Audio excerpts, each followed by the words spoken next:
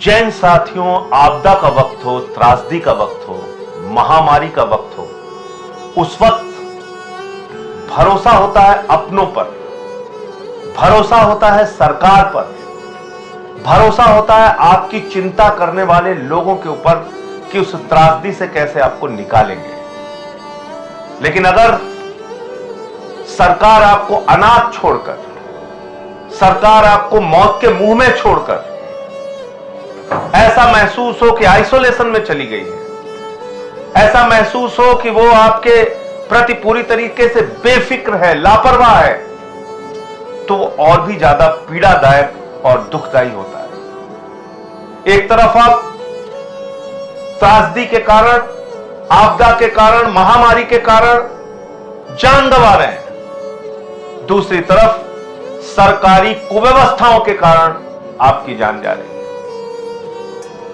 तो अगर हम बात करें उत्तर प्रदेश की, तो आज ऐसी खबरें पूरे उत्तर प्रदेश से आ रही हैं जो दिल दहला देने वाली हैं, जो आपको अंदर से झकझोरने वाली हैं। आज उत्तर प्रदेश में एक बेड पाने के लिए, वो चाहे प्राइवेट नर्सिंग होम में हो, चाहे सरकारी अस्पताल में हो, आपको मालूम है लखनऊ की राजधानी में सीएमओ की चिट्ठी चाहिए।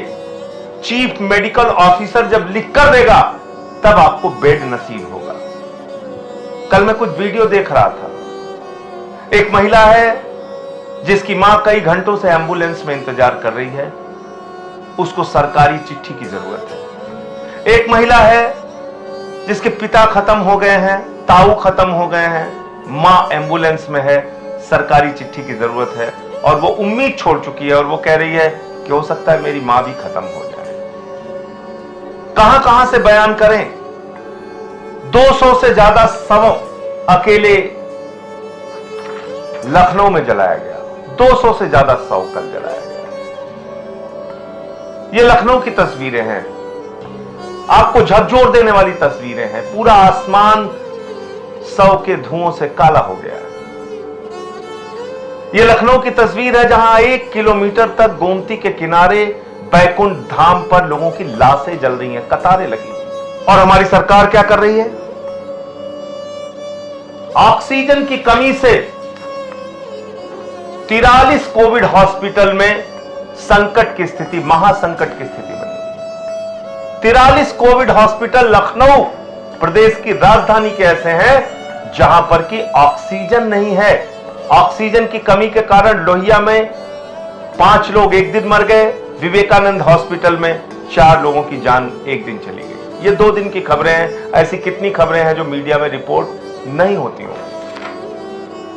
और करीब 3000 लोग, 3000 मरीज ऐसे हैं जिनकी जिंदगी ऑक्सीजन के ऊपर टिकी हुई है। कानपुर की बात करें, ऑक्सीजन का भीषण संकट कानपुर के अंदर, वहां लोगों को ऑक्सीजन नसीब नहीं हो रही है और उसके कारण से लोगों की जान जा रही है। घाटमपुर, कानपुर देहात की खबर, घाटमपुर की वहां की पूर्व नगर पालिका अध्यक्ष, उनके पति का बयान है इस अखबार की कटिंग में, जो कहते हैं कि मैं अंतिम समय तक अपनी पत्नी के लिए सांसें मांगता रहा, एक एक सांस के लिए तड़प तड़प कर वो मर गई, ऑक्सीजन की व्यवस्था नहीं थी। आप देखिए 210 शवों का अंतिम संस्कार लखनऊ में हुआ और कब्र खोदने के लिए कई दिनों से लगातार लोगों के हाथों में छाले पड़ गए हैं कब्र खोदते खोदते।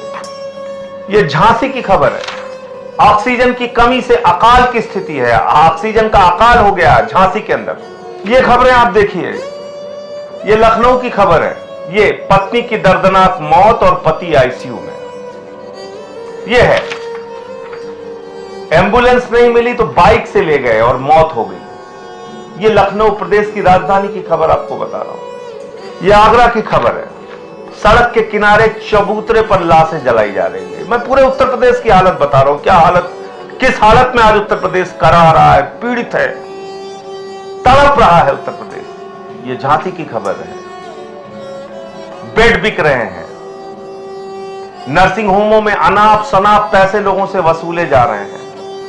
अब ये देखिए, मां की कोरोना से मौत हो गई, पिता अस्पताल में है और बच्चे मदद मांगते रहे कि उनकी मां की लाश कौन ले जाएगा, कैसे ले जाएंगे। और अंत में ये लखनऊ की खबर है, बहुत ही दुखदायी। उससे पहले मैं ये दो खबरें, अब एक गोरखपुर की जो गृह जनपद है आदित्यनाथ जी का, उसकी खबर बता रहा हूँ और लखनऊ की खबर बता रहा हूँ। ये लखनऊ है, लखनऊ में सूरजपाल जी हैं और सूरजपाल जी का 13 साल का बेटा साथियों वो खत्म हो गया कोरोना से। जब खत्म हो गया तो रोते रहे, बिलखते रहे कि कोई कंधा दे दे उनके बेटे को, शमशान तक पहुंचाया जा सके उनके बेटे को। कोई नहीं सामने आया।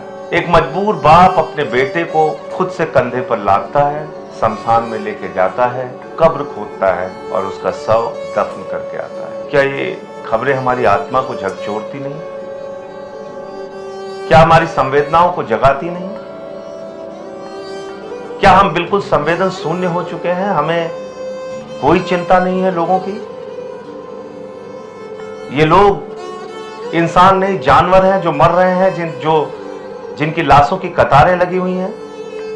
कहां है उत्तर प्रदेश की सरकार? कहां है उत्तर प्रदेश के नेता? कहां है वो जिम्मेदार लोग जो बड़े बड़े वादे करते हैं चुनावी रैलियों में? कहां है इनको अनाज छोड़कर? कहां है इनको मरने की हालत में छोड़कर? ये अजय शुक्ला जी दुख भरी दास्तान अपनी बता रहे हैं। बीआरडी मेडिकल कॉलेज, वही मेडिकल कॉलेज जहां ऑक्सीजन की कमी से बच्चों की जान चली गई। इनकी मां का नाम राधिका है, लेकिन लिख दिया गया आराधना। फिर बाद में कैसे कैसे इनको पता चला कि इनकी मां की डेथ हो गई है, रिपोर्ट नेगेटिव पकड़ाई गई। और जब इन्होंने कहा कि मुझे मेरी मां की शक्ल देखनी है, तो इन्होंने देखा कि उनके गहने भी चुरा लिए गए। एक मजबूर बेटा अपनी मां की लाश लेने गया और शव खोल के देखा तो उसके गहने चुराए गए थे। ये कहीं और नहीं, प्रदेश के हमारे मुख्यमंत्री आदित्यनाथ जी के गृह जनपद गोरखपुर की खबर है, बीआरडी मेडिकल कॉलेज की खबर है। तो साथियों, मैं इतनी बातें आपको यूपी के हालात के बारे में इसलिए बता रहा हूं कि आज अगर अभी भी हम लोग नहीं जागे, अगर अभी भी सरकार नहीं जागी, उसकी संवेदना नहीं जागी, अगर अभी भी उत्तर प्रदेश के मुख्यमंत्री को चिंता नहीं हुई कि झांसी में क्या हो रहा है, आगरा में क्या हो रहा है, कानपुर में क्या हो रहा है, कानपुर देहात में क्या हो रहा है, क्या हो रहा है रायबरेली के हॉस्पिटल में, क्या हो रहा है गोरखपुर जनपद में, क्या हो रहा है प्रदेश की राजधानी में, अगर इससे बेफिक्र रहे हमारे प्रदेश के मुख्यमंत्री कि गाजियाबाद में फुटपाथ पे लोगों की लाश जलाई जा रही है, तो आने वाले दिनों में गांव गांव में ये हालत पैदा होगी। इसलिए अभी भी वक्त है, हाथ जोड़ रहा हूं, प्रार्थना कर रहा हूं, मुख्यमंत्री जी अपने अधिकारियों से कहिए हर जिले में बेड का इंतजाम करें, बैंक्वेट्स के अंदर बेड बनाएं, प्राइवेट नर्सिंग होमों को कोविड हॉस्पिटल में कन्वर्ट करें, ऑक्सीजन का अधिक से अधिक इंतजाम करें, लोगों की जिंदगियों को बचाइए। सर, मैं आपसे निवेदन कर रहा हूं, ऐसे मत अनाथ छोड़िए उत्तर प्रदेश को, ऐसे मत अनाथ छोड़िए उत्तर प्रदेश की जनता को। ये तस्वीरें बहुत भयावह है, बहुत तकलीफ देने वाली, पीड़ा देने वाली है। सर, कुछ कीजिए, कुछ कीजिए, वरना ऐसा सबको महसूस हो रहा है कि उनको अनाथ छोड़ दिया गया है, बिल्कुल अनाथ छोड़ दिया गया है। आज मैं एक वीडियो देख रहा था, मोदी सरकार के रेल मंत्री हैं पीयूष गोयल जी, वो क्या कह रहे हैं? वो कह रहे हैं साहब ऑक्सीजन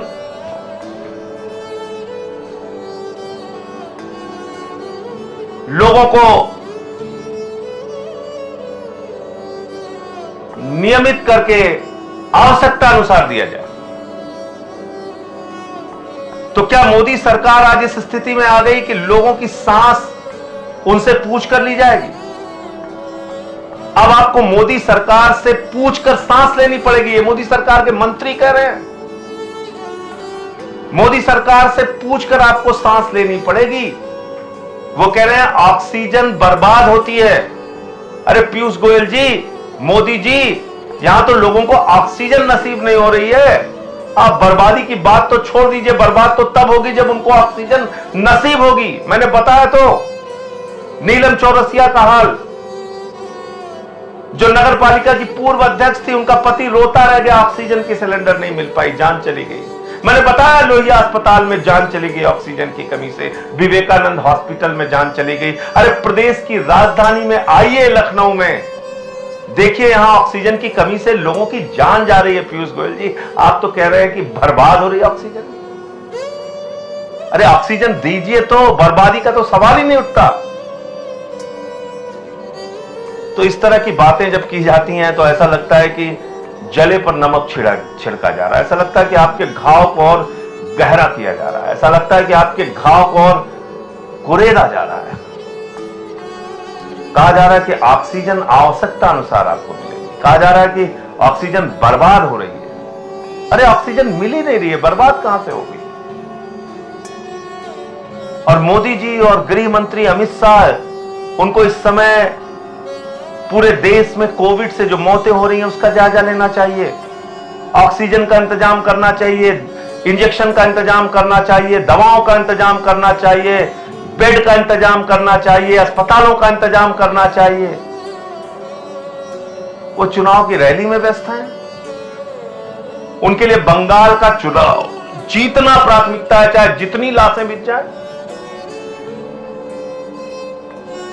हम सबको जागना होगा, जगाना होगा। इस मुश्किल वक्त में एक दूसरे का साथ देना होगा, लेकिन साथ ही साथ जो लोग गैर जिम्मेदार बने हुए हैं, जो लोग बेपरवाह बने हुए हैं, जिनके कंधों पर आपने जिम्मेदारी दी है, वोट दिया है, ताकत दिया है, और आज वो आपको अनाथ छोड़ चुके हैं, उनसे भी सवाल पूछना पड़ेगा। उनको भी उनकी जिम्मेदारी का एहसास कराना होगा। जय हिंद।